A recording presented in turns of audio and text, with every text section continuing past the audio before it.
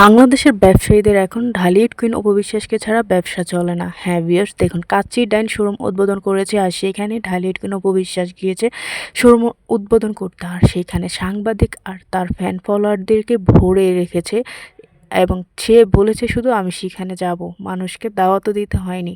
এবং অপু বিশ্বাসকে এখানে একদম অন্যরকম সুন্দর লাগতেছে, খুব সুন্দর একটা ড্রেস পরেছে এবং জুয়েলারি তো সাথে আছেই। আর অপু বিশ্বাসকে দিন দিন কেন জানি আমার কাছে মনে হচ্ছে আরও সুন্দর হয়ে যাচ্ছে, তার সৌন্দর্য যেন অতুলনীয়। তো অপু বিশ্বাসকে এই শোরুম উদ্বোধন করতে সেখানে কে কে সরাসরি গিয়েছিলেন তারা অবশ্যই কমেন্ট করে জানাবেন। আর অপু বিশ্বাস দেখুন কানেতে একটি দুল পরেছে, সেটা তো অসাধারণ, আমার পছন্দ হয়ে গিয়েছে, নিশ্চয়ই গোল্ডের হবে।